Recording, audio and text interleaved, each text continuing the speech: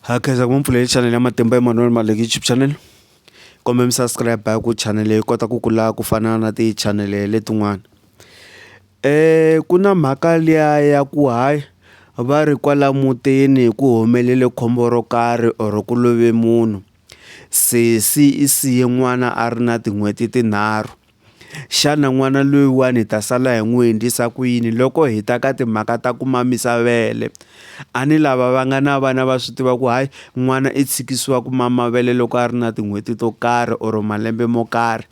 A hi tshikeni mhaka liya ya sweswi swi nga ti talela swa masiku lamawani swa mavabyi lama hi nga ti talela, a hi tekeni leswi swa mavabyi lama hi ma veka tlhelo hi ya kwi khale ka matiko na sweswi van'wanyana va ha swi endla.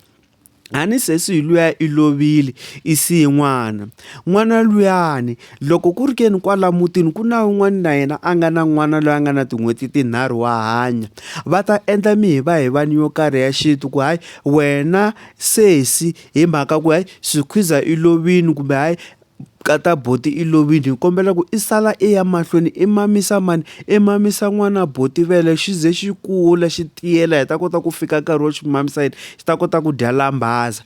A va endlisa swona khale ka matiko. Loko kumbeni mi kuma ku hayi i nsati wa mina le ka vona leyi mani ndzisani ya yena or sesi wa yena va na n'wana la ringanaka tin'hweti to ringana le ta mina, a va ta teka n'wana loyi va n'wi yisa ku ka vokokwani a ya mama vele ra mani ra mhanuhulu or ra hulu or ra mhatsongo wa yena le ka vokokwani le, nakona ku ta fika ku ku endliwa mihivahivani yo karhi ya xintu.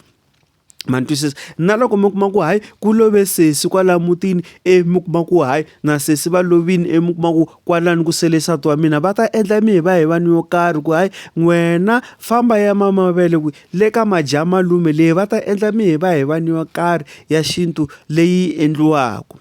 A hi nge mi kuma ku vanhu valavo hinkwavo a va kona ku hala mamisaka n'wana vele, a va endlisa ku yini ke? A va ta tlhavela swilo swo karhi ivi ku sengiwa tihomu, n'wana luya a hamba a mamisiwa masi ya yini ya homu or masi ya mbuti kwala mutini, xin'wana lexi xi ze xi kula xi fika malembe yo karhi. Ma twisisa? Ivi xi tlhariha. Masiku lamawani swilo leswiwani a swa ha endliwi mhaka ku swilo swi cincile. A ni ku na mavabyi yo karhi lama nga ti talela hi nga ta ka hi nga mahlaya hi mavito ivi un'wanyana a ku hayi wa mina n'wana ni nge n'wi teki ni ya n'wi mamisa swimanimani, ku vula loyi wa n'wanuna is better mina ni ya ti xavela masi kwalomu tixopeni n'wana luya i ta mama wona.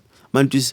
Naswona leswiya swi kahle ngopfu because of what a ni swi ya hi macheleni ya munhu loyi ya xinuna ku leswi mhana yena a nga famba la misaveni ta swi endlisa ku yini, naswona leswiya a hi nandzu. Lawana ni yi kongomisa ku ka ripfumelo ra xintu or khale ka matiko vanhu khale a va swi endlisa ku yini. A ni mi swi tiva ku khale ka matiko mi kuma ku swilo a swi nga ringani emimitini, mi kuma ku van'wana a va kota ku famba va ya xava masi ka mavhengele yo karhi.